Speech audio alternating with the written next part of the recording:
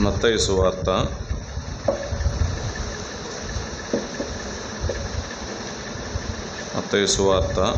1వ అధ్యాయం. మత్తయి సువార్త 1వ అధ్యాయం 22, 23 వచనాలు చదువుకుందాం.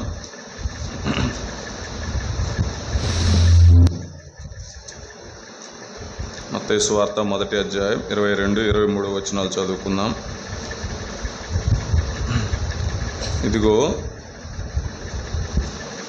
కన్యక గర్భవతి కుమారుని కనును, ఆయనకు ఇమ్మానుయేలు అని పేరు పెట్టుదురు అని ప్రభు తన ప్రవక్త ద్వారా పలికిన మాట నెరవేరినట్లు ఇదంతయు జరిగెను. ఇమ్మానుయేలను పేరునకు భాషాంతరమున దేవుడు మనకు తోడని అర్థము. ఇమ్మానుయేలను పేరునకు భాషాంతరమున దేవుడు మనకు తోడని అర్థం. దేవుని ఆత్మ సహాయం కొరకై క్లుప్తంగా ప్రార్థన చేసుకుందాం. తల వంచినట్లయితే ప్రార్థన చేసుకుందాం. మహోన్నతుడైన మా దేవా, పరమానంద మా కన్న తండ్రి,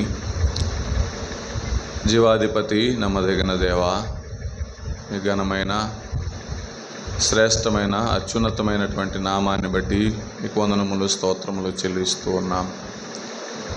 ప్రభువా, మీ ఆజ్ఞ ప్రకారం ఈ శ్రేష్టమైన పునరుద్ధాన దినములో తండ్రి ప్రభువా, మీ పిల్లలమైన మేము దేవా మీ సన్నిధికి లాగున చేరి వచ్చి మీ ఆజ్ఞను నెరవేర్చటానికి మా రక్షకుడువు, మా విమోచకుడువు, మా ప్రాణ ప్రియుడు అయినటువంటి మిమ్మును దేవా, మా కొరకై సిలువలో ప్రాణం పెట్టి తిరిగి లేచిన గొప్ప దేవుడు అయినటువంటి మిమ్మును దేవా ఆరాధించటానికి, మహింపరచటానికి మీరు చూపిన కృపను బట్టి వందనములు, స్తోత్రములు చెల్లిస్తూ ఉన్నాం. పాటల ద్వారా తండ్రి ప్రభా మీరు మహిం పొందారని నమ్ముచు మీకు వందనములు, స్తోత్రములు చెల్లిస్తూ ఉన్నాం. తిరిగి వాక్య పరిచర్య మిగిలి ఉంటుండగా కనికరించండి తండ్రి. అల్పుడనైన నేను తండ్రి ప్రభా, ఎందుకు పనికిరాని వాడినైనటువంటి నేను దేవా మీ సన్నిధిలో నిలవబడి ఉంటుండగా అవసరమును బట్టి జ్ఞాపకం చేసుకోనండి. చదవబడినటువంటి వాక్యాన్ని దీవించండి, ఆశీర్వదించండి దేవా. మీ మాటలను ఏ మానవుడు వివరించజాలడు, అవి మా ఊహకు అందవు తండ్రి దేవా. మీ చిత్తమైతేనే, మీ జ్ఞానం ఉంటేనే తండ్రి ప్రభా మీరు మాట్లాడితేనే మాకు ప్రయోజనకరం. మనుషుని జ్ఞానం వ్యర్థం, కనికరించండి. మనుషుని ఆలోచనలను, మనుషుని తలంపులను దూరపరచండి. మనుష్య ప్రమేయమేమీ లేకుండా తండ్రి ప్రభువా మీ ఆత్మ ద్వారా మీరే మాట్లాడండి తండ్రి. వినుచున్న మేమందరము కూడా తండ్రి ప్రభువా మా ఏకాగ్రత, మా గమనం, మా దృష్టి మీ వాక్యం మీద ఉంచి ఆనందించేటువంటి భాగ్యం మాకు అనుగ్రహించండి, సహాయం చేయండి. చేయబడిన ప్రకటనలను జ్ఞాపకం చేసుకోండి తండ్రి ప్రభువా. ఇది ఆశను మీ చేతులకు అప్పగించుకుంటూ ఉన్నాం. ప్రయాణాల్లో తోడై నడిపించండి. పరిచర్యలో కావాల్సిన కృపను అనుగ్రహించండి, మంచి ఆరోగ్యం అనుగ్రహించండి తండ్రి. అలాగే ఈరోజు నీట్ ఎగ్జామ్ రాస్తున్న బిడ్డలను కూడా మీ చేతులకు అప్పగించుకుంటున్నాం, కనికరించండి దేవా. మీ చిత్తానుసారముగా తండ్రి ప్రభా మేలు కొరకై వారిని జ్ఞాపకం చేసుకున్నాడు తండ్రి. అలాగే సోదరి జాయిని కూడా మీ చేతులకు అప్పగించుకుంటున్నాం, కనికరించండి. నమ్మదగిన దేవుడు అయ్యా మీ చేతులకు అప్పగించుకుంటూ ఉన్నాం. సర్జరీ జరగబోచుండగా కనికరించండి, మంచి స్వస్థత అనుగ్రహించండి దేవా, కనికరం చూపండి, మంచి ధైర్యం అనుగ్రహించండి. కుటుంబాన్ని జ్ఞాపకం చేసుకోండి, ఆదరించండి తండ్రి ప్రభా.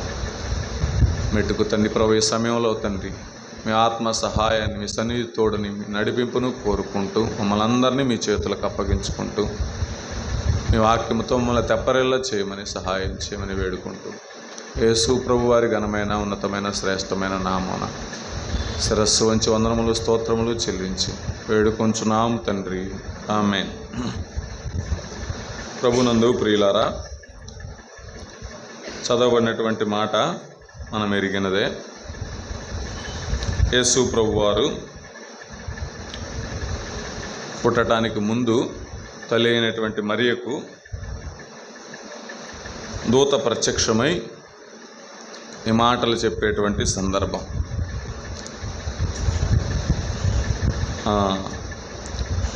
ఇదిగో కన్యక గర్భవతి కుమారుని కనును, ఆయనకు ఇమ్మానుయేలును పేరు పెట్టుదురు అని ప్రభువు తన ప్రవక్త ద్వారా పలికిన మాట నెరవేరినట్లు ఇదంతయు జరిగెను. ఇమ్మానుయేలుని పేరునకు భాషాంతరమున దేవుడు మనకు తోడు అని అర్థము. మన ప్రభు అయినటువంటి యేసుక్రీస్తు వారికి ఎన్నో పేర్లు ఉన్నాయి, కానీ వాటిలో ఇది ఒక శ్రేష్టమైనటువంటి పేరు, ఇమ్మానుయేలు, దేవుడు. దానికి అర్థం ఏమిటి అంటే దేవుడు మనకు తోడు. దేవుడు మనకు తోడని అర్థం, అంతే. దేవుడు మనకు తోడు, అంతే.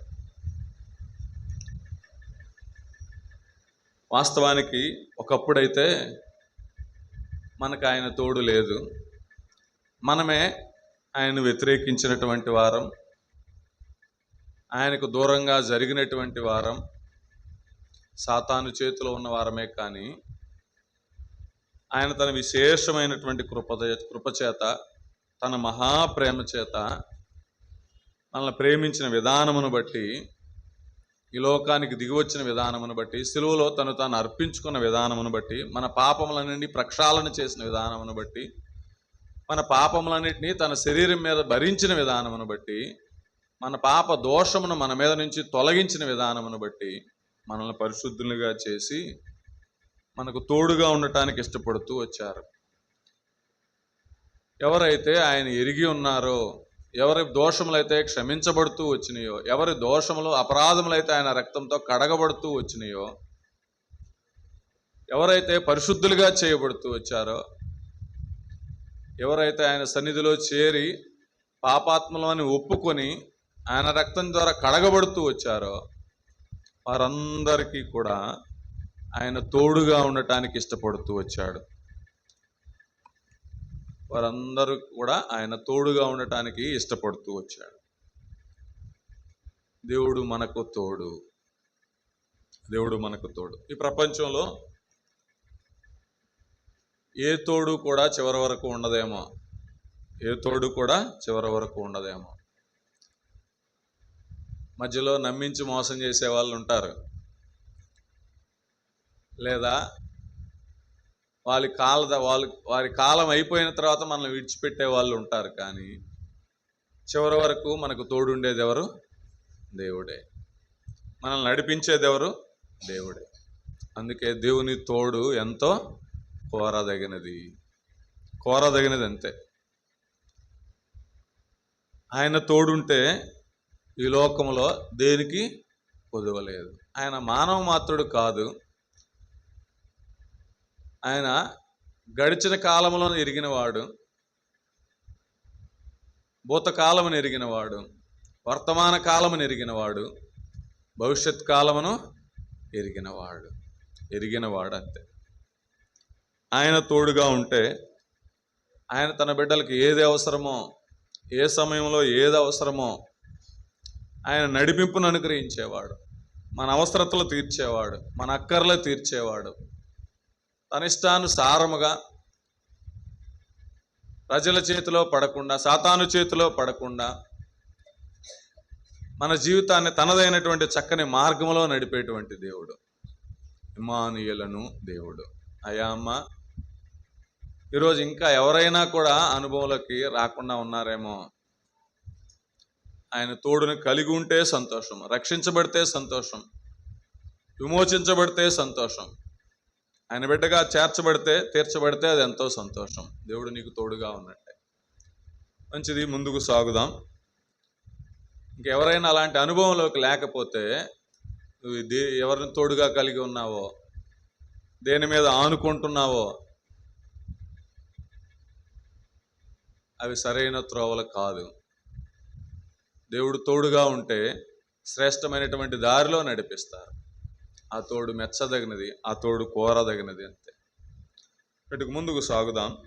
దేవుని తోడు కావాలి అంటే, అసలు దేవుడు మనకు తోడై ఉండటం ద్వారా మనకు ఏం అనుగ్రహిస్తూ వస్తాడంటే, వీటికి కొన్ని మాటలు చూసుకొని క్లుప్తంగానే ముగించుకుందాం. దేవుడు మనకు తోడై ఉంటే మన జీవితాల్లో ఏం జరుగుతుంది, ఏ మేలు జరుగుతుంది, ఏ కార్యములు జరుగుతాయో కొన్ని చూసుకొని ముగించుకుందాం. 2వ దినవృత్తాంతముల గ్రంథం 32వ అధ్యాయం 8వ వచనంలో మనం చూస్తే, దినవృత్తాంతంలో 2వ గ్రంథం 32వ అధ్యాయం 8వ వచనంలో మనం చూస్తే 32:8 మాంస సంబంధమైన బాహువే అతనికి అండ, మనకు సహాయము చేయుటకును మన యుద్ధములను జరిగించుటకును మన దేవుడైన యెహోవా మనకు తోడుగా ఉన్నాడని చెప్పగా, జనులు యూదారాజైన హిజ్కియా చెప్పిన మాటల యందు నమ్మిక ఉంచిరి. లేదా 7వ వచనం కూడా చదువుకుందాం. 7వ వచనం కూడా, మీరు దిగులు పడకుడి, ధైర్యం విడవకుడి, అషూరు రాజుకైనను అతనితో కూడానున్న సైన్యం అంతటికైనను మీరు భయపడవద్దు, విస్మయం పొందవద్దు. అతనికి కలిగి ఉన్న సహాయము కంటే ఎక్కువ సహాయము మనకు కలదు. మాంస సంబంధమైన బాహువే అతనికి అండ, మనకు సహాయం చేయుటకును మన యుద్ధములను జరిగించుటకును మన దేవుడైన యెహోవా మనకు తోడుగా ఉన్నాడని చెప్పగా. ఈ చదవబడినటువంటి వచనంలో మనం చూస్తే హిజ్కియా జీవితంలో జరిగినటువంటి ఒక సంఘటన. అంతకుముందు అధ్యాయాల్లో మనం చూస్తే 29, 30, 31 అధ్యాయంలో మనం చూస్తే హిజ్కియా తన ప్రజలను సన్మార్గం వైపు నడిపిస్తున్నటువంటి తీరు, దేవుని ఆలయమును బాగు చేస్తున్నటువంటి తీరు, దేవుని ఆలయమును శుద్ధి చేస్తున్నటువంటి తీరు, దేవుని ప్రజలను సత్యవంతుడైనటువంటి దేవుని వైపుకు నడిపించేటువంటి తీరు, వారికి కట్టుబాట్లు ఏర్పాటు చే తీరు, అవన్నీ కూడా ఆ అధ్యాయాల్లో మనం చూడగలం. అందుకే ఈ 32వ అధ్యాయం ప్రారంభంలో మనం చూస్తే, రాజు ఇట్టి నమ్మకమైన చర్య చూపిన తరువాత, ఇంతగా నమ్మదగిన వాడిగా రాజు ఉంటున్నప్పుడు ఇట్టి నమ్మదగినటువంటి కార్యములు చేస్తుంటే, ఆ హిజ్కియా రాజు మీదకి అషూరు రాజు అయినటువంటి సన్హెరీబు దండెత్తి వారిని లోపరుచుకోవడానికి ఇష్టపడుతున్నారు, వారిని ఆక్రమించడానికి ఇష్టపడుతుంటే, హిజ్కియా తన ప్రజలతో అనేటువంటి మాట, హిజ్కియా తన ప్రజలకు ధైర్యం చెప్పేటువంటి సందర్భం, వారిని ప్రోత్సాహపరిచేటువంటి సందర్భం. వారిని అంటున్నాడు 7వ వచనంలో మనం చూస్తే, మీరు దిగులు పడకుడి, ధైర్యం విడవకుడి, అషూరు రాజుకైనా అతనితో కూడా ఉన్న సైన్యం అంతటికైనను మీరు భయపడవద్దు, విస్మయం పొందవద్దు. అతని కంటే ఎక్కువైనటువంటి సహాయము మనకు కలదు. అతనికి మాంస సంబంధమైన బాహువే అండ, కానీ మనకు అంతకన్నా ఎక్కువ సహాయం మన దేవుడు ఉన్నాడు మన పక్షమున.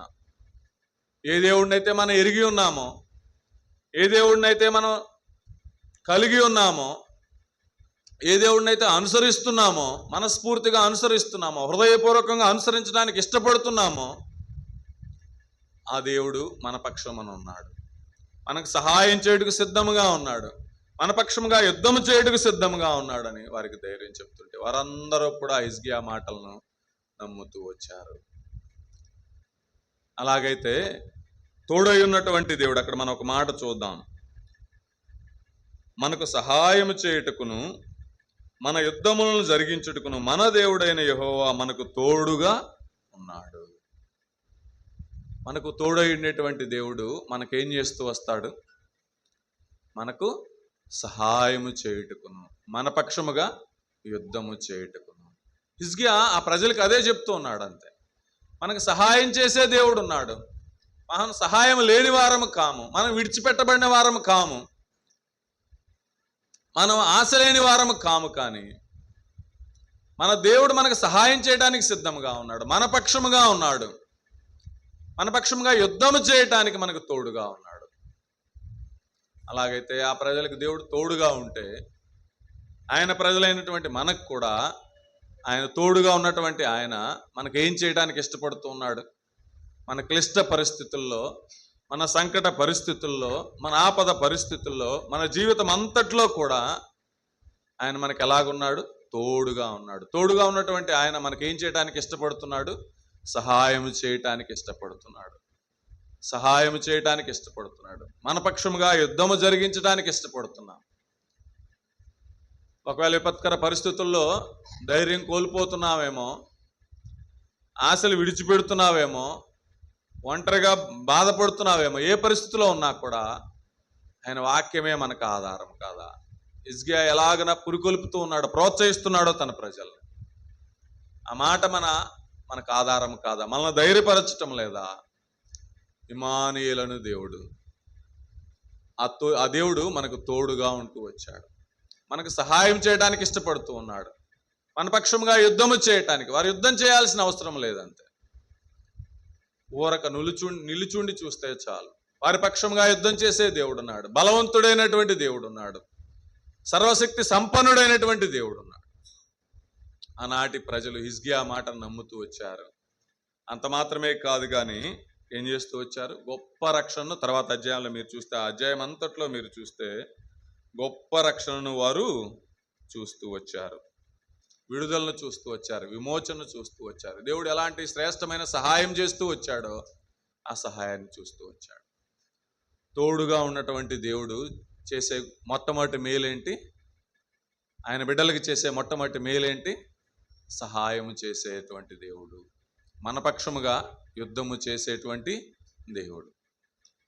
అలాగైతే ఆయన ఇచ్చే సహాయాన్ని మనం పొందాలి అంటే, ఆయన మన పక్షముగా యుద్ధము చేయాలి అంటే మనమేం చేయాలి? మనం ఏమి చేయకుండా ఆయన మన పక్షంగా యుద్ధం చేస్తాడా అంటే కాదు. కానీ మనం కూడా చేయవలసినవి కొన్ని ఉన్నాయి. మనం కూడా కలిగి ఉన్నటువంటి లక్షణాలు కొన్ని ఉన్నాయి. మనం కూడా అవలంబించవలసినటువంటి లక్షణాలు కొన్ని ఉన్నాయి. అవేంటి అంటే, మొట్టమొదటిగా మనం చూస్తే అది 2వ దినవృత్తాంతంలో, ఇదే 2వ దినవృత్తాంతంలో 18వ అధ్యాయం 31వ వచనంలో మనం చూస్తే, 2వ దినవృత్తాంతంలో 18:31 మనం చూస్తే, 2వ దినవృత్తాంతములు ఏర్పరచబడిన వారమైనటువంటి మనం, రక్షించబడినటువంటి వారమైనటువంటి మనం ఎలాగుంటే ఆయన సహాయం చేసే దేవుడుగా ఉంటాడు, మనం ఎలాగుంటే మన పక్షముగా ఆయన పోరాడే దేవుడుగా, యుద్ధం చేసే దేవుడుగా ఉంటాడు అంటే 18వ అధ్యాయం 31వ వచనంలో మనం చూస్తే 18:31, కాగా యెహోషాపాతు కనబడుటతోనే రథాధిపతులు అతడు ఇశ్రాయేలు రాజు అనుకుని యుద్ధం చేయుటకు అతను చుట్టుకొనిరి. కానీ యెహోషాపాతు మొరపెట్టినందున యెహోవా అతనికి సహాయము చేసెను. దేవుడు అతని యొద్ద నుండి వారు తొలగిపోవునట్లు చేసెను. ఎట్లనగా రథాధిపతులు అతడు ఇశ్రాయేలు రాజు కాడని తెలుసుకుని అతని తరుముట మాని తిరిగిపోయిరి. యెహోషాపాతు రాజు జీవితంలో జరిగినటువంటి సంఘటన. యెహోషాపాతు రాజు యుద్ధానికి వెళ్తే, ఇశ్రాయేలు రాజుతో కలిసి యుద్ధానికి వెళ్తే, ఆ శత్రుదేశపు సైన్యాలు ఇతడే ఇశ్రాయేలు రాజు అనుకుని యెహోషాపాతు మీదకి దండెత్తి వస్తే, అపాయంలో ఉంటే, ప్రాణాపాయంలో ఉంటే యెహోషాపాతు ఏం చేస్తున్నాడు? తానున్న పరిస్థితిలో కృంగిపోలేదు. కానీ దేవుడు తనకు సహాయుడిగా ఉన్నాడని గుర్తెరిగిన వాడుగా ఉన్నాడు. అందుకే తన బలాన్ని ఆశ్రయించలేదు, కానీ తన బలాన్ని నమ్ముకొని యుద్ధం చేయలేదు, కానీ మొరపెట్టుకుంటూ ఉన్నాడు. ఏం చేస్తూ ఉన్నాడు? యెహోషాపాతు మొర్ర పెట్టినందున యెహోవా అతనికి సహాయము చేశాడు. యెహోషాపాతు ఊరకుండలేదు, కానీ మొరపెడుతూ వచ్చాడు.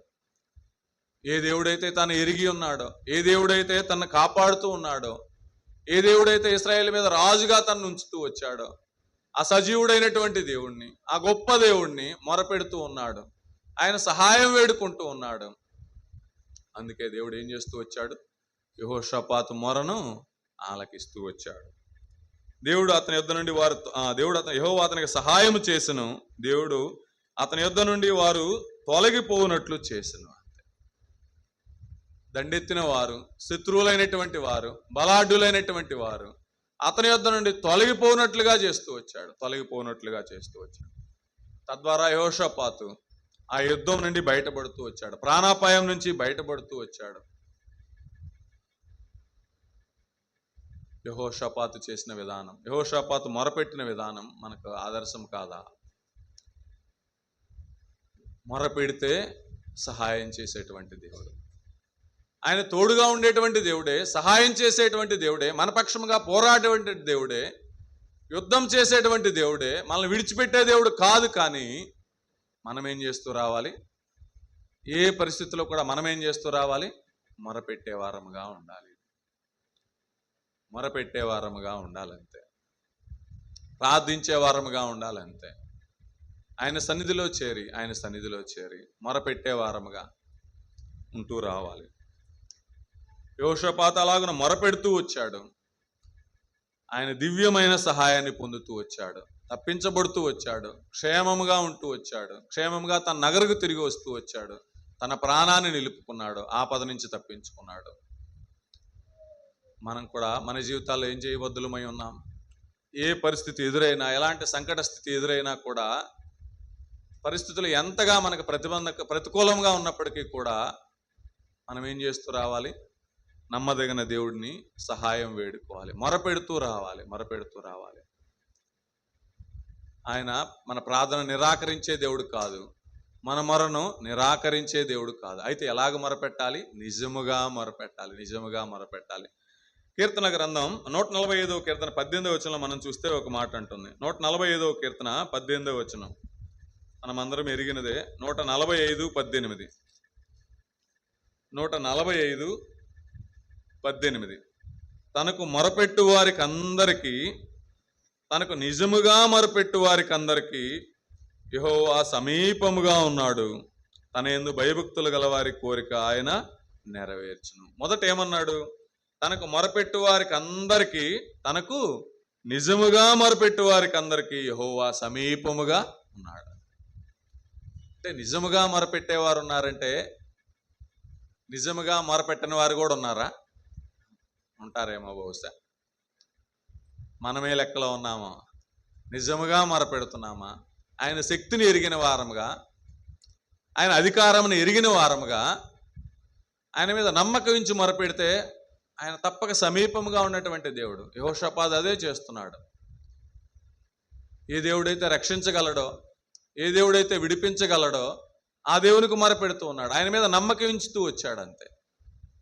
నిజముగా మొరపెట్టడం. మనం కూడా నిజముగా మొరపెట్టకపోవటం అంటే, నేను అనుకుంటాను, మొరపెడతాం, ప్రార్థన చేస్తాం, ఆయన తోడు వేడుకుంటాం, కానీ ఏదైనా ఒక సమస్య వచ్చినప్పుడు, ఏదైనా ఒక పరిస్థితి ఎదురైనప్పుడు ఆయన సన్నిధిలో కాసేపు మోకరిస్తాం, కానీ మోకరించి లేచిన వెంటనే ఆయన ఇచ్చే సహాయం కొరకు, ఆయన చూపే మార్గం కొరకు మనం ఎదురు చూడం. ఏం చేస్తాం? మన బుర్ర తిరుగుతూ ఉంటుంది, మనలో ఆలోచనలు తిరుగుతూ ఉంటాయి. మనం ఎలా ఎదుర్కోవాలి దీన్ని? ఆయన అద్భుతాలు చేయటానికి, ఆయన ఆశ్చర్య కార్యములు చేయటానికి ఆయనకు సమయమేమో. మనం అంతే ప్రార్థన చేస్తాం, అంతే. మన ప్రయత్నం మనం చేస్తూ ఉంటాం. ఆయనకి ఎక్కడ అవకాశం ఇస్తున్నాం మనం? ఆయన సహాయం చేయటానికి, ఆయన విడిపించటానికి, ఆయన ద్వారాలు తెరవటానికి ఆయనకు సమయం ఇవ్వట్లేదు. అంతే. మనం మానవ ప్రయత్నాలు చేస్తూ ఉంటాం. మనుషులకు సహాయం కొరకే వెతుకుతూ ఉంటాం. జాగ్రత్త సుమా, అది నిజంగా మొరపెట్టే విధానం కాదు. సౌలు బలి అర్పించడానికి కాసేపు ఆగలేకపోతూ వచ్చాడు. అంతే. అది దేవుని నియమం. ఏర్పరచబడిన వారు బలి అర్పించాలి. అయితే వారు లేకపోవడం చూసి ఆగలేకపోతూ వచ్చాడు. మానవ ప్రయత్నం తనే ముందుండి నడిపిస్తూ వచ్చాడు. సమూయేలు వచ్చాడు. సౌలుకి ఏం తీసుకుని వచ్చాడు? శాపాన్ని తీసుకుని వచ్చాడు. కొని తెచ్చుకుంటూ వచ్చాడు. అంతే. సౌలు దేవుడిచ్చే సహాయం కొరకు, దేవుడిచ్చే విడుదల కొరకు కనిపెట్టలేకపోతూ వచ్చాడు సౌలు. అంతే. తొందరపడుతూ వచ్చాడు. అది నిజంగా మొరపెట్టిన విధానం కాదేమో, నిజంగా ఎదురు చూసిన విధానం కాదేమో, దేవుని మీద సరిగా నమ్మకం ఉంచలేదేమో. అంతే. ఆయనకి స్థానం ఇవ్వలేదేమో. అందుకే సౌలు తన ఆధిక్యతను కోల్పోతూ వచ్చాడు. నిన్ను కొట్టివేశాడు దేవుడు. అంతే. నిన్ను కొట్టివేశాడు అంటాడు సౌలుతో. అవివేక పని చేస్తూ వచ్చాడు అంటాడు. మనం ఎలాగ మొరపెడుతున్నాం మన సందర్భం దేవునికి? మన పరిస్థితుల్లో, మన జీవితాల్లో, అనుదిన ప్రార్థనలో ఆయనకి ఎలాగ మొరపెడుతూ ఉన్నాం? అక్కడ రాయబడుతూ వచ్చింది కదా, తనకు నిజముగా మొరపెట్టు వారికి అందరికీ యెహోవా సమీపముగా ఉన్నాడు. ఆయన దూరాన లేడు, సమీపముగా ఉన్నాడు. అంతే. తన యందు భయభక్తులు గల వారి కోరిక ఆయన నెరవేర్చు. ఆయన ఇమ్మానుయేలు దేవుడే, సహాయం చేసే దేవుడే. కానీ ఆయన సహాయం పొందాలి అంటే, ఆయన మన జీవితంలో ఎదుర్కొనే పరిస్థితులకు మార్గం తెరవాలి అంటే, ద్వారం తెరవాలి అంటే, సరైన ద్వారంలో మనల్ని నడిపించాలి అంటే, సరైన మార్గంలో మనల్ని నడిపించాలి అంటే మనం ఏం చేస్తూ రావాలి? మొరపెట్టాలి. ఆయన సహాయం కొరకు ఎదురు చూడాలి. నిజముగా మొరపెట్టాలి. యెహోషాపాతు మొరపెడుతూ వచ్చాడు. యెహోషాపాతు మొరపెడుతూ వచ్చాడు, ఆయన సహాయాన్ని పొందుతూ వచ్చాడు. హిజ్కియా మొరపెడుతూ వచ్చాడు, ఆయన సహాయాన్ని పొందుతూ వచ్చాడు. తప్పించబడుతూ వచ్చాడు. వారేమి చేయకుండానే అద్భుతకరమైన రీతిలో, ఆశ్చర్యకరమైన రీతిలో దేవుని సహాయాన్ని పొందుతూ వచ్చారు. మనం దేవుని సహాయాన్ని పొందుతున్నామా? అసలు కనిపెడుతున్నామా? పరీక్ష చేసుకుందాం. మొరపెడుతున్నామా? పరీక్ష చేసుకుందాం. నిజముగా మొరపెడితే ఆయన సహాయం చేయటానికి సిద్ధంగా ఉన్నాడు, సమీపముగా ఉన్నాడు అంతే, సమీపముగా ఉన్నాడు. అంతేకాదు, ఇంకెలాగ మొరపెట్టాలి, ఇంకెలాగ ప్రార్థన చేయాలి? తిమోతికి రాసిన మొదటి పత్రిక 2వ అధ్యాయం 1వ వచనం. మొదటి తిమోతి మనం ఎరిగినదే. మొదటి తిమోతి 2వ అధ్యాయం 1వ వచనం. అక్కడ మొరపెట్టాలి అని చూసాం. ఇక్కడ ఏం చేయాలి? తిమోతికి రాసిన మొదటి పత్రిక 2వ అధ్యాయం 1వ వచనం. మనము సంపూర్ణ భక్తియు మాన్యతయు కలిగి నెమ్మదిగాను సుఖముగాను బ్రతుకు నిమిత్తము అన్నిటికంటే ముఖ్యముగా మనుషులందరి కొరకును, రాజుల కొరకును, అధికారులందరి కొరకును విజ్ఞాపనములను, ప్రార్థనలను, యాచనలను, కృతజ్ఞతాస్తుతులను చేయవలనని హెచ్చరించుచున్నాను. ఏం చేయాలంట? మనుషులందరి కొరకు, రాజుల కొరకు, అధికారుల కొరకు విజ్ఞాపనలు, ప్రార్థనలు, యాచనలు, కృతజ్ఞతాస్తుతులు చేయవలనని హెచ్చరించుచున్నాను. అంతేకాదు, అక్కడ రాస్తూ ఇది మంచిదియు మన రక్షకుడు దేవుని దృష్టికి అనుకూలమైనదినై ఉన్నది. ఇది మంచిది, ఇది మన దేవుని దృష్టికి అనుకూలమైనది. నాకు మొరపెట్టాలి. ఎప్పుడు మొరపెట్టాలి? ఆపద పరిస్థితుల్లో, అననుకూల పరిస్థితుల్లో మొరపెట్టాలి, అంతే. మరి ఇక్కడేం చేస్తూ రావాలి? మనం సంపూర్ణ భక్తియు మాన్యత కలిగి నెమ్మదిగాను సుఖముగాను బ్రతుకు నిమిత్తం, అంతే. అసలు ఆపదలే రాకుండా, లేదా ఇబ్బందులే లేకుండా నెమ్మదిగాను సుఖంగాను బ్రతకాలి అంటే మనం ఏం చేయాలి? అందరి కొరకు ప్రార్థన చేయాలి. మనుషులందరి కొరకు ప్రార్థన చేయాలి. మనుషులందరి కొరకు, రాజుల కొరకు, అధికారుల కొరకు ప్రార్థన చేయాలి, విజ్ఞాపన చేయాలి, యాచన చేయాలి, కృతజ్ఞతాస్తుతులు చెల్లించాలి. ఎందుకో తెలుసా? అందరి కొరకు ఎందుకు చెల్లించాలో తెలుసు. ఎందుకు ప్రార్థన చేయాలో, ఎందుకు కృతజ్ఞతాస్తుతులు చెల్లించాలో తెలుసా? సాతానుడు మనం భక్తిగా ఉండటం, మనం నెమ్మదిగా ఉండటం సాతానికి ఇష్టం లేదు. అందుకే ఒక్కొక్కరిని ఏం చేస్తూ వస్తారు? రేపుతూ ఉంటాడు అంతే. ఒక్కొక్కరి ద్వారా శోధన, ఒక్కొక్కరి ద్వారా అసమాధానం, ఒక్కొక్కరి ద్వారా నెమ్మది లేకుండా చేయటం, రేపుతూ వస్తాడు సాతాను. అందుకే ఏం చేయాలి? మనుషులందరి కొరకు ప్రార్థన చేయవలసిన వారముగా ఉన్నారు. అందరి కొరకు అయ్యా, సరైన మనసు అనుగ్రహించయ్యా, సరైన నెమ్మది అనుగ్రహించయ్యా. వారి హృదయాల్లో సాతాను ప్రవేశించకుండా ప్రార్థన చేయుతూ రావాలి. రాజుల కొరకు ప్రార్థన చేయుతూ రావాలి. ఆపద వచ్చినప్పుడు మొరపెట్టాలి, కానీ ప్రతిదినం మనం ఏం చేస్తూ రావాలి? మనుషులందరి కొరకు ప్రార్థన చేస్తూ రావాలి. సాతాను వారి హృదయాన్ని ప్రేరేపించకుండా, మనకు నెమ్మది లేకుండా, వారిలో సాతాను ప్రవేశించకుండా, దేవుడు వారికి అనుమతించకుండా వారి కొరకు ప్రార్థన చేస్తూ రావాలి. ఒక్కొక్కసారి దేవుడు కూడా అనుమతిస్తూ వస్తాడు. అది మన అవిధేయతను బట్టి, అంతే. మన అవిధేయతను బట్టి. దావీదు జీవితంలో కూడా మనం చూడగలం కదా. షిమీని ప్రోత్సహిస్తూ వచ్చాడు. అది దావీదు చేసుకున్నదే, అంతే. దేవుడు కొన్నిసార్లు మన జీవితాల్లో అనుమతిస్తూ వస్తాడు పక్క వారిని, అంతే. మనం దారి తొలగినప్పుడు, అవిధేయులమైనప్పుడు ఒక్కొక్కరిని రేపుతూ వస్తాడు, అంతే. సాతాను కొన్నిసార్లు మనం భక్తిగా ఉండటం ఓరవలేక మనుషులను రేపుతూ ఉంటాడు. ఏ చిక్కుల్లో పడకుండా నెమ్మదిగాను సుఖంగాను బ్రతకాలి అంటే ఏం చేస్తూ రావాలి? దినదినము ఆయన సన్నిధిలో మనుషులందరి కొరకు, రాజుల కొరకు, అధికారుల కొరకు. అంటే అందరూ వస్తారా? ఎవరైనా మిస్ అయ్యారా అందులో? మనుషులందరి కొరకు అంటే అందరూ వస్తారా లేదా? ఎవరిని వదిలిపెట్టలేదు. శత్రువులను సైతం, శత్రువులైనా కూడా, మిత్రులైనా కూడా, ఎరిగిన వారు, ఎరగని వారు అందరి కొరకు కూడా, ప్రభుత్వం చేసేవారు వారందరి కొరకు కూడా ఎలాంటి చట్టాలు చేయకుండా, ఎలాంటి ఇబ్బందులు లేకుండా వారి కొరకు మనం ప్రార్థన చేస్తే మనం ఎలాగుంటాం? నెమ్మదిగాను సుఖముగాను బ్రతుకుతాం. అయినా కూడా మన జీవితాల్లో నెమ్మది లేని పరిస్థితులు వస్తే అయినా ఇబ్బంది పడవలసిన పని లేదు. దేవుడు తోడుగా ఉన్నటువంటి దేవుడు మార్గం తెరిచేటువంటి దేవుడు, సరైన మార్గంలో నడిపించేటువంటి దేవుడు, సమీపముగా ఉన్నటువంటి దేవుడు. ఆయనకు మొరపెడితే ఆయన విడుదల అనుగ్రహించేటువంటి దేవుడు. మొట్టమొదటిగా దేవుడు తోడై ఉన్నటువంటి దేవుడు, ఇమ్మానుయేలు దేవుడు ఆయన బిడ్డలకు ఏం చేయడానికి ఇష్టపడతాడు? సహాయము చేయటానికి ఇష్టపడుతూ వస్తాడు. ఆ సహాయం మనం పొందాలి అంటే మనం ఏం చేస్తూ రావాలి? ఆపదలు ఎదురైనప్పుడు మొరపెట్టవలసిన వారముగా ఉన్నాం. అంతేకాదు దైనందిన జీవితంలో, మన నిత్య జీవితంలో మనం ఏం చేస్తూ రావాలి? దినదినము మనుషులందరి కొరకు, రాజుల కొరకు, అధికారుల కొరకు ప్రార్థన చేస్తూ రావాలి. అంతే. వారు సాతాను వశములో కాకుండా నీ వశంలో ఉంచుకయ్యా, ప్రార్థన చేస్తూ రావాలి. వారి రక్షణ కొరకు ప్రార్థన చేస్తూ రావాలి. వారి కొరకు కాదు, మనం నెమ్మదిగా బ్రతికేదాని కొరకు. వారు బాగుంటే మనం ఎలాగుంటాం? నెమ్మదిగా ఉంటాం. ప్రార్థన చేస్తూ రావాలి, మొర పెడుతూ రావాలి. రెండవదిగా మనం చూస్తే ఇంకేం చేస్తూ రావాలి అంటే 28వ కీర్తన 7వ వచనం. 28వ కీర్తన 7వ వచనం.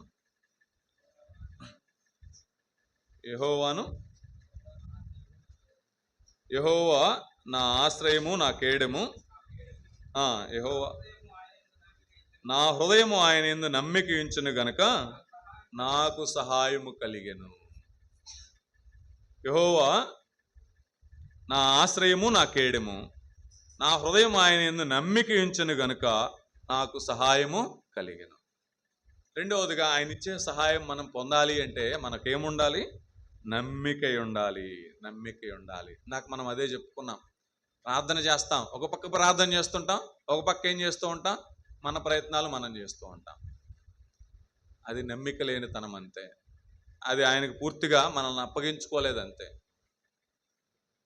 ఆయన సహాయం కొరకు పూర్తిగా ఎదురు చూసినట్టు కాదంతే.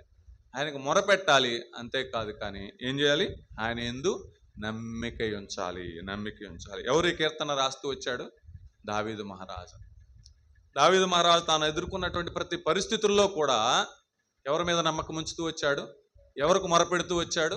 దేవుడికే మొరపెడుతూ వచ్చాడు. కీర్తనలన్నిట్లో మనం చూస్తే ఆయన ప్రార్థన చేసే విధానం, ఆయన మొరపెట్టే విధానం, ఆయన సన్నిధిలో కనిపెట్టుకునేటువంటి విధానం మనం చూడగలం. ఎవరి దగ్గర మొరపెట్టలేదంతే. దేవుని దగ్గర తప్పితే ఏ మనుషుని ఆశ్రయించలేదు, ఏ వ్యక్తిని ఆశ్రయించలేదు, ఏ నరమాత్రుని ఆశ్రయించలేదు, ఏ రాజుని ఆశ్రయించలేదు. దేవుని ఆశ్రయించినంతగా, దేవుని నమ్మినంతగా, దేవుని సన్నిధిలో మొరపెట్టినంతగా ఏ మనుషుని దగ్గరకు వెళ్ళి చేతులు చాచలేదంతే, వాళ్ళ సహాయం కోరలేదంతే.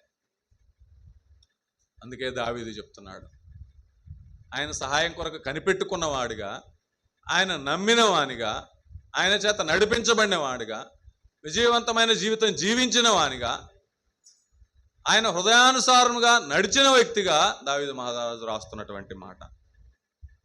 యెహోవా నా ఆశ్రయము, నా కేడెము, నా హృదయము ఆయన యందు నమ్మిక ఉంచెను గనుక నాకు సహాయము కలిగెను. ఈ మధ్యాహ్న కాలం వేళ మన జీవితాల్లో కూడా ఆయన ఇచ్చే సహాయం మనం పొందలేకపోతున్నాము అంటే కారణం ఏమై ఉండొచ్చు? ఆయన మీద నమ్మిక ఉంచటం లేదేమో. అందుకే దావీదు మహారాజు అంటున్నాడు, నా హృదయం ఆయన యందు నమ్మిక ఉంచెను గనుక నాకు సహాయము కలిగెను. నమ్మిక ఉంచుతున్నామా? సంపూర్ణంగా నమ్మిక ఉంచుతున్నామా? దావీదు మహారాజుకి అయితే ఒక్కొక్కసారి చనిపోవటం, మరణమే శరణ్యమే ఆ పరిస్థితిలో కూడా ఉంటూ వచ్చాడు. ఇంకొక ఆ చివర దావీదు ఉంటే ఈ చివర సౌలు రాజు అంతే. అలాంటి పరిస్థితుల్లో కూడా, నెమ్మది లేని పరిస్థితుల్లో కూడా, ఏ పరిస్థితి ఎదురైనా కూడా దావీదు ఏం చేస్తూ వచ్చాడు? తన నమ్మకాన్ని కోల్పోతూ రాలేదంతే. దేవుని మీద తన నమ్మకాన్ని సడలించుకోలేదంతే. ఆయన సన్నిధిలో మోకరిల్లుతున్నాడు, మొరపెడుతూ ఉన్నాడు, ప్రార్థన చేస్తూ ఉన్నాడు, నిబ్బరపరుచుకుంటూ ఉన్నాడు. ఆయన మీద నుంచి తన హృదయాన్ని మరల్చుకోలేదంతే. మనం ఒకవేళ మరల్చుతున్నామేమో. దావీదు మహారాజు అంటాడు, నా హృదయం ఆయన యందు నమ్మిక ఉంచెను కనుక నాకు సహాయము కలిగెను. మధ్యాహ్న కాలం వేళ పరిశీలన చేసుకుందాం. నమ్మిక ఉంచుతున్నామా? మొదట మొరపెడుతున్నామా? ప్రార్థన చేస్తున్నామా? యాచన చేస్తున్నామా? కృతజ్ఞతాస్తుతులు చెల్లిస్తున్నామా? ఆయన సన్నిధిలో అందరి కొరకు మోకరిల్లుతున్నామా? అది పరిశీలించుకోవాల్సిన వారముగా ఉన్నాం. రెండవదిగా నమ్మిక ఉంచుతున్నామా? ఆయన ఇచ్చే విడుదల కొరకై ఎదురు చూస్తున్నామా? మనుషుల మీద ఆధారపడకుండా, మనుషుల వైపు చూడకుండా, రెండు పడవల మీద కాలు పెట్టకుండా, కాసేపు ప్రార్థన, కాసేపు మనుషుల సహాయం, అది కాకుండా ఆయన విడుదల కొరకై ఎదురు చూస్తున్నామా? ఆయనకు అప్పగించుకొని, ఇక నీకు అప్పగించానయ్యా, నా ప్రేమేమీ ఏం లేదన్నట్లుగా దాని మీద ఆలోచించకుండా ఆయనకు అప్పగిస్తున్నామా? ఆయన సహాయం కొరకు ఎదురు చూస్తున్నామా? ఒకవేళ ఇంకా మన జీవితాల్లో అలాంటి సహాయం పొందలేకపోతే ఎక్కడ లోపం ఉందో పరిశీలన చేసుకుందాం. ఆయన మీద నమ్మిక ఉంచుదాం. దేవుడు ఏమంటాడు? యోహాను సువార్త 11వ అధ్యాయంలో మరియా మార్తలతో ఏమంటాడు? నీవు నమ్మిన ఎడల దేవుని మహిమ చూతువు. నీవు నమ్మిన ఎడల దేవుని మహిమ చూతువు. అంతే. ఆ నమ్మిక ఎలాగుండాలి అంటే, ఏ పరిస్థితి ఎదురైనా కూడా ఆయన నమ్మదగిన దేవుడు. అంతే. దావీదు మహారాజు ఎలాగ నమ్ముతూ వచ్చాడో, హిజ్కియా ఎలాగ నమ్ముతూ వచ్చాడో, యెహోషాపాతు ఎలాగ నమ్ముతూ వచ్చాడో, అలాగున మనం కూడా ఆయన యందు నమ్మిక ఉంచవలసిన వారముగా ఉన్నామంతే. ఒకవేళ మనకు నమ్మిక లేదేమో, పూర్ణ హృదయంతో ఆ నమ్మిక ఉంచట్లేదేమో పరిశీలన చేసుకుందాం. నమ్మితే ఆయన సహాయాన్ని పొందుతాం. మొదటి దినవృత్తాంతములు 5వ అధ్యాయం 20వ వచనంలో ఒక మాట చూద్దాం. వారు ఎలాగ నమ్మిక ఉంచారో పరిశుద్ధాత్మ దేవుడు రాయిస్తూ వచ్చినటువంటి మాట. మొదటి దినవృత్తాంతములు 5వ అధ్యాయం 20వ వచనంలో మనం చూస్తే, మొదటి దినవృత్తాంతములు 5వ అధ్యాయం 20వ వచనం. యుద్ధమందు వారు దేవునికి మొరపెట్టగా ఆయన మీద వారు నమ్మిక ఉంచినందున ఆయన వారి మర్ర ఆలకించను. ఇక్కడ రెండు లక్షణాలు కనపడుతున్నాయి, గమనించండి. వారు ఏం చేస్తూ వచ్చారంట? ఇశ్రాయేలీలే శత్రువులతో యుద్ధం చేస్తుంటే వారు ఏం చేస్తూ వచ్చారంట? 20వ వచనంలో, యుద్ధమందు వారు దేవునికి మొర్రపెట్టారు. ఆయన మీద వారు నమ్మిక ఉంచినందున ఆయన వారి మొర్ర ఆలకించను. వారు రెండు పనులు చేస్తూ వచ్చారు. మొరపెడుతూ వచ్చారు, ఆయన మీద నమ్మిక ఉంచుతూ వచ్చారు. అంతే. ఈ దేవుడు ఏం చేస్తూ వచ్చాడు? రెండు మాటలు ఎంత స్పష్టంగా రాయిస్తూ వచ్చాడో కదా పరిశుద్ధాత్మ దేవుడు. వారు మొర్రపెట్టారు, ఆయన మీద నమ్మిక ఉంచారు, అందువలన ఆయన వారి మొర్ర ఆలకించను. గనుక వారిని జయించుటకు వారికి సహాయము కలిగెను. గనుక వారిని జయించుటకు, శత్రువులను జయించుటకు, వారికి లొంగిపోకుండా వారిని జయించుటకు దేవుడు వారికి ఏం కలుగజేస్తూ వచ్చాడు? సహాయం కలుగజేస్తూ వచ్చాడు. ఆ రెండు లక్షణాలు కలిగి ఉన్నారు. మొరపెట్టారు, నమ్మిక ఉంచారు. అంతే. మన జీవితాల్లో ఏది లోపిస్తుందో, ఒకవేళ ఇశ్రాయేల్ వారి వలె, ఇక్కడ యుద్ధం చేసిన ప్రజల వలె, యెహోషాపాతు వలె, హిజ్కియా రాజు వలె మొరపెడుతూ దేవుని యందు నమ్మిక ఉంచుతున్నామా, ఆయన వల్ల సహాయం పొందుతుంటే అంతకన్నా ధన్యకరమైన జీవితం ఏముంటుంది? ఇంకా అది శ్రేష్టమైన జీవితం కదా. దేవుని చేతిలో ఉండటం, దేవుడు తోడుగా ఉండటం, దేవుడి చేత సహాయం పొందటం, ఏ మనిషిని ఆశ్రయించకుండా, మనుషుల వద్దకు వెళ్లకుండా దేవుని చేత సహాయం పొందటం ఎంత శ్రేష్టమైన జీవితమో కదా. ఏ పరిస్థితికైనా చాలని దేవుడు కదా. ఆయన యందు నమ్మిక ఉంచుతున్నామా? నమ్మిక ఉంచితే ధన్యుడివి. 22వ కీర్తన 5వ వచనంలో మనం చూస్తే ఒక మాట, 22:5లో, వారు నీకు మొర్రపెట్టి విడుదల నొందిరి, నీ యందు నమ్మిక ఉంచి సిగ్గుపడకపోయిరి. ఈ కీర్తన కూడా దావీదు రాశాడు. మా పితరులు అని దావీదు సంబోధిస్తూ 4వ వచనంలో అంటాడు, మా పితరులు నీ యందు నమ్మిక ఉంచిరి, వారు నీ యందు నమ్మిక ఉంచగా నీవు వారిని రక్షించితివి. వారు నీకు మొర్రపెట్టి విడుదల నొందిరి, నీ యందు నమ్మిక ఉంచి సిగ్గుపడకపోయిరి. మరి పితరుల జీవితాల్లో కూడా రెండు లక్షణాలు కనపడుతున్నాయి. మొర్రపెట్టారు, విడుదల నొందారు. నీ యందు నమ్మిక ఉంచారు, వారెప్పుడూ సిగ్గుపడలేదు. ఏ పరిస్థితుల్లో కూడా సిగ్గుపడిన అనుభవాలు వాళ్ళకి లేవంట. మరి మన జీవితాల్లో కూడా సిగ్గుపడని జీవితాలు మనం కలిగి ఉంటే సంతోషమే. అంతే. ఒకవేళ సిగ్గుపడవలసిన పరిస్థితులు వస్తే ఎక్కడ లోపం ఉందో పరిశీలన చేసుకున్నాం. ఎక్కడ లోపం ఉందో, మొరపెట్టట్లేదేమో, దినదినము ప్రార్థన చేయటం లేదేమో, దినదినము కృతజ్ఞతాస్తుతులు చెల్లించట్లేదేమో, ఆయన ఇచ్చిన నెమ్మదికరమైన పరిస్థితిని బట్టి కృతజ్ఞతాస్తుతులు చెల్లించట్లేదేమో, యాచించటం లేదేమో, నీ అవసరాలను బట్టి మొరపెట్టడం లేదేమో, నిజముగా మొరపెట్టడం లేదేమో. ఒకవేళ నిజముగా మొరపెట్టినా సంపూర్ణంగా ఆయన యందు నమ్మిక ఉంచటం లేదేమో, ఎక్కడ లోపం ఉందో పరిశీలన చేసుకుందాం. మనం అందరం పరిశీలన చేసుకొని నిజముగా మొరపెడదాం. మనుషులందరి కొరకు, రాజులందరి కొరకు ప్రార్థన చేద్దాం, యాచన చేద్దాం. నెమ్మదిగాను సుఖంగాను బ్రతిక నిమిత్తం ప్రార్థన చేద్దాం. కృతజ్ఞతాస్తుతులు చెల్లిద్దాం. ఆయన మీద నమ్మక ఉంచుదాం. ఆయన యందు నమ్మిక ఉంచితే సిగ్గుపడటానికి ఆస్కారమే లేదు. ఆయన సిగ్గుపడనివాడు అంతే. ఆయన బిడ్డలం మనం అంతే. ఆయన సిగ్గుపడనివ్వడు. ఆయన సురక్షితముగా ఉంచేటువంటి దేవుడు, ఆయన కాపుదల్లో ఉంచేటువంటి దేవుడు. సామెతల గ్రంథం 29వ అధ్యాయం 25వ వచనంలో మనం చూస్తే ఆయన యందు నమ్మిక ఉంచిన వారు ఎలాగుంటారు అంటే, సామెతలు 29:25. సామెతలు 29:25. భయపడట వలన మనుషులకు ఉరి వచ్చును, యెహోవా యందు నమ్మిక ఉంచువాడు సురక్షితముగా ఉండును. యెహోవా యందు నమ్మిక ఉంచువాడు సురక్షితముగా ఉండును. ఆ సురక్షతను కోరుకుందాం. ఆయన రెక్కల నీడను కోరుకుందాం. ఆయన ఇచ్చే సహాయాన్ని కోరుకుందాం. ఆయన ఇచ్చే విడుదలను కోరుకుందాం. ఆయన సన్నిధిలో మొరపెడదాం, మోకరిల్లుదాం, కృతజ్ఞతాస్తుతులు చెల్లిద్దాం. అందరి కొరకు ప్రార్థన చేద్దాం.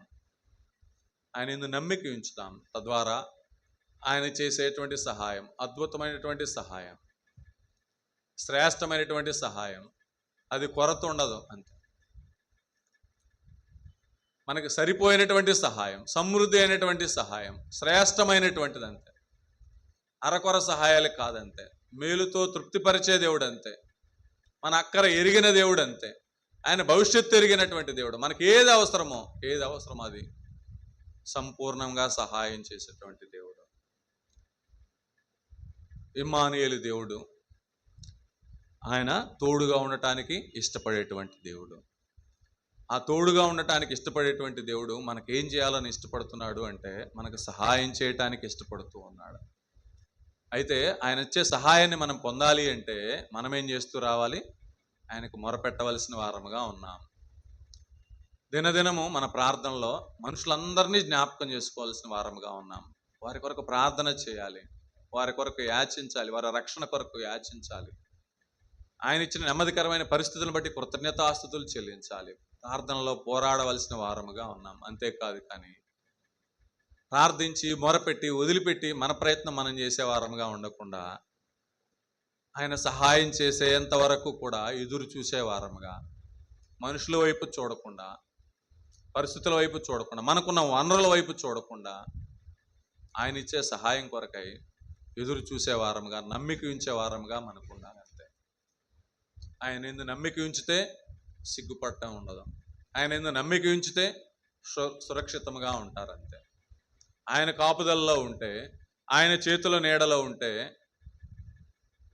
వారిని ఎవరు తాకుతారు? ఆయన కంచెను దాటి, ఆయన చేయిని దాటి, ఆయన కాపుదలను దాటి మనకు హాని చేసేవాడెవడం? మనం నమ్మిక ఉంచకపోతే, మన అపనమ్మకం మనలో ఉంటే మనకు ఆ సహాయం పొందలేము. పరిశీలన చేసుకుందాం. సురక్షితంగా ఉండాలి అంటే ఆయన యందు నమ్మిక ఉంచాలి. మొట్టమొదటి ఏం చూసాం? మొరపెట్టాలి. రెండవది ఏం చూసాం? నమ్మిక ఉంచాలి. మూడవది మనం చూస్తే అపోస్తుల కార్యముల గ్రంథం 26వ అధ్యాయం. అపోస్తుల కార్యముల గ్రంథం 26వ అధ్యాయం. అపోస్తుల కార్యముల గ్రంథం 26వ అధ్యాయం 26వ అధ్యాయం 21, 22 మనం చూస్తే 26, 21 ఈ హేతువు చేత యూదులు దేవాలయంలో నన్ను పట్టుకొని చంపుడుకు ప్రయత్నము చేసిరి. ఆయనను నేను దేవుని వలనైన సహాయము పొంది నేటి వరకు నిలిచి ఉంటిని. అపోస్తులైనటువంటి పౌలు చెప్పేటువంటి మాట ఎక్కడ చెప్తున్నాడు? అగ్రిప్ప రాజు ఎదుట చెప్తూ ఉన్నాడు. తన ప్రజలు కాని వారి ఎదుట నిలబడి, సైన్యం అంతటి ఎదుట నిలవబడి, రాను వారి ఎదుట నిలవబడి, సమాజం ఎదుట నిలవబడి ఏమంటున్నాడు పౌలు? యూదులు దేవాలయంలో నన్ను పట్టుకొని చంపుడుకు ప్రయత్నం చేసిరి, అయినను నేను దేవుని వలనైన సహాయము పొంది నేటి వరకు నిలిచి ఉంటుంది. పౌలు ఎలాగూ ఈ సహాయాన్ని పొందుతూ వచ్చాడు అంటే 19వ వచనంలో మనం చూస్తే కాబట్టి అగ్రిప్ప రాజా, ఆకాశము నుండి కలిగిన ఆ దర్శనమునకు నేను అవిధేయుడను కాక. సౌలు ఎక్కడ రక్షించబడుతూ వచ్చాడు, పౌలుగా మారుతూ వచ్చాడు? దమస్కు మార్గములో దేవుని చేత పట్టబడిన వాడుగా ఉంటున్నాడు. ఆ ఉన్నతమైన దర్శనాన్ని చూస్తూ వచ్చాడు. ఆయన పిలుపును చూస్తూ వచ్చాడు. పిలుపును చూసి నీవెవడవు అని అడిగితే, ప్రభు నీవు హింసించుచున్న యేసుని అంటాడు. అంతే. మారు మనసు పొందుతూ వచ్చాడు. తన జీవితాన్ని మార్చుకుంటూ వచ్చాడు. ఆ దర్శనానికి అవిధేయుడు కాలేదంతే, విధేయత చూపించాడు. ఏ దేవుడైతే తనను రక్షిస్తూ వచ్చాడో, తనను సంధిస్తూ వచ్చాడో, తనను మార్చుతూ వచ్చాడో, తనకు ప్రత్యక్షమవుతూ వచ్చాడో, తన జీవితాన్ని మార్చుతూ వచ్చాడో, ఆ నిజమైన దేవుడి యొక్క దర్శనానికి విముఖుడు కాలేదు, అవిధేయుడు కాలేదు, విధేయత చూపుతూ వచ్చాడు. ఎప్పుడైతే దమస్కు మార్గంలో ఆ దర్శనం కలిగిన తర్వాత, సౌలు పౌలుగా మార్చబడిన తర్వాత, పౌలు జీవితంలో అవిధేయత ఎక్కడా మనం చూడలేం. అవిధేయతను ఎక్కడా చూడలేమంతే, దాదాపుగా చూడలేమేమో. అంటు కట్టబడిన వాడుగా ఉన్నాడంతే, విధేయుడిగా ఉన్నాడంతే, ఆయన నడిపింపును కోరుతూ వచ్చాడంతే. ఆయన ఎటు నడిపిస్తే అటు వెళుతూ వచ్చాడు. ఆయన ఎక్కడికి వెళ్ళమంటే అక్కడ వెళ్తూ వచ్చాడు. ఎక్కడ బోధించమంటే అక్కడ బోధిస్తూ వచ్చాడు. తన ప్రాణాన్ని సైతం లెక్క చేయలేదు. తన వారే అప్పుడు దాకా వారితో కలిసి తనకు జీవనాధారమైనట్టు దేవుని పిల్లని హింసిస్తూ వచ్చిన వాడే, వారితో కలిసి దేవునికి ఇష్టం లేనటువంటి కార్యాల్లో పాలు పంపులు పొందిన వాడే, అయినా కూడా దేవుని బిడ్డగా మార్చబడిన తర్వాత అప్పటి వరకు స్నేహితులుగా ఉన్నవారే, అప్పటి వరకు సన్నిహితులుగా ఉన్నవారే తనను చంపడానికి ప్రయత్నం చేస్తే, తను పట్టుకోవడానికి ప్రయత్నం చేస్తూ వస్తే, ప్రాణం తీయడానికి ప్రయత్నం చేస్తూ వచ్చినా కూడా లొంగిపోయిన వాడు కాదు పౌలు. అవిధేయత, ప్రాణం కొరకై అవిధేయత చూపించిన వాడు కాదు. ఆ దర్శనానికి విధేయత చూపిస్తూ వచ్చాడు. విధేయత చూపిస్తూ వచ్చాడు. అందుకే పౌలు అగ్రిప్ప రాజు ఎదుట నిలబడి ధైర్యంగా సాక్ష్యం ఇస్తూ ఉన్నాడు.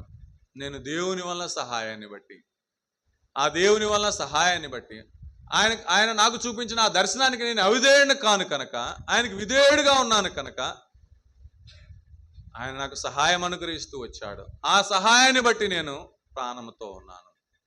యూదులు నన్ను ఏమీ చేయలేకపోతూ వచ్చారు. ఎన్నిసార్లు నన్ను చంపడ ప్రయత్నం చేసినా, నన్ను పట్టుకోవడానికి ప్రయత్నం చేసినా కూడా దేవుడు నన్ను సజీవుడిగా ఉంచుతూ వచ్చాడు. విధేయత చూపిస్తూ వచ్చాడు పౌలు. మన జీవితాల్లో విధేయత ఉందా? మన జీవితాల్లో విధేయత ఉందా? అవిధేయత ఉంటే ఆ సహాయాన్ని మనం చూడలేము. విధేయత ఉంటే పౌలు వలె మనం కూడా అన్ని జనులతో ఏం చెప్పగలం?